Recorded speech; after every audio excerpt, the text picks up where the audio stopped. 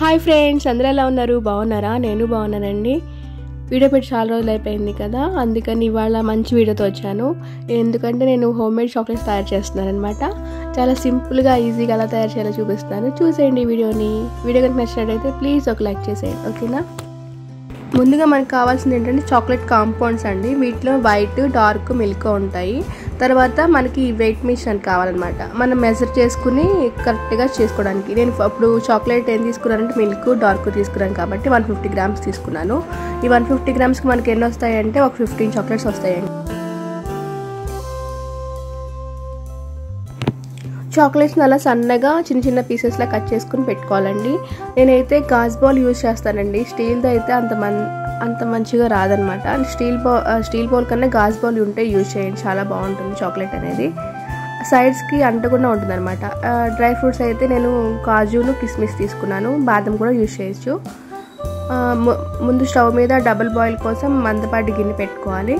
దాంట్లో వాటర్ వేసుకుని అది 5 మినిట్స్ మరుగుతున్నప్పుడు ఈ గిన్నె పెట్టేసి ఒక 2 మినిట్స్ ఉంచి చాలండి, మెల్ట్ అయిపోతుంది చాక్లెట్ అనేది. వాటర్ అసలు పడకూడదు.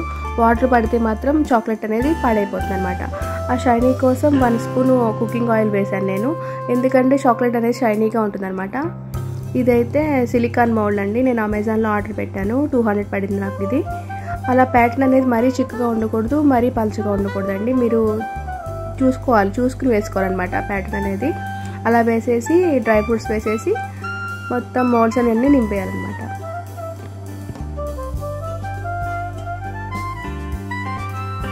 మౌల్డ్స్లో చాక్లెట్స్ అన్నీ నింపేసిన తర్వాత ఒక 5 మినిట్స్ పాటు నార్మల్ ఫ్రిడ్జ్లో పెడితే చాలండి, చాక్లెట్ అనేది రెడీ అయిపోతుంది.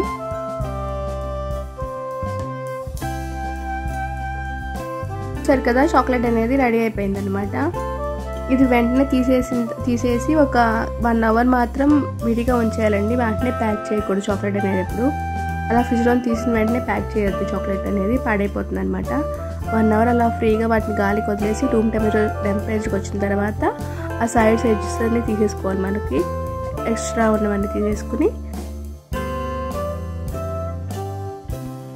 సైడ్ ఎక్స్ట్రా ఉన్నవి తీసేసుకున్నాం కదండి. నేను అలా నట్స్ మీకు లోపల ఎలా ఉంటుందని కట్ చేసి చూపించాను అనమాట.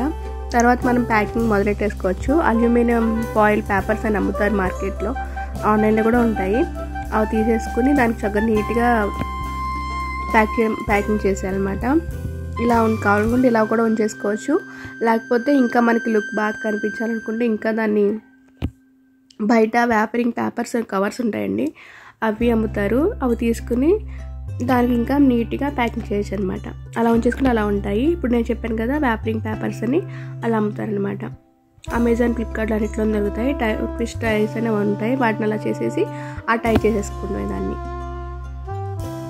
అంతేనండి, చాక్లెట్ అనేది రెడీ అయిపోయింది. చూసారా లుక్ అనేది?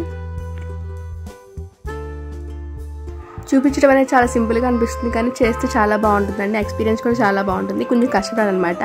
ఓకే, నా వీడియో కనుక నచ్చినట్లయితే ప్లీజ్ ఒక లైక్ చేసి, నా ఛానల్ ఇంకా సబ్స్క్రైబ్ చేయకుండా చూసినట్లయితే ప్లీజ్ సబ్స్క్రైబ్ చేసి పక్కన బెల్ ఐకాన్ క్లిక్ చేస్తే నేను పెట్టే వీడియో ప్రతిదీ నోటిఫికేషన్ మీ వరకు వస్తుంది అనమాట. ఓకేనా ఫ్రెండ్స్, అందరూ బాగుండాలి, అందరూ నేను ఉండాలి. Thank you for watching friends. Bye.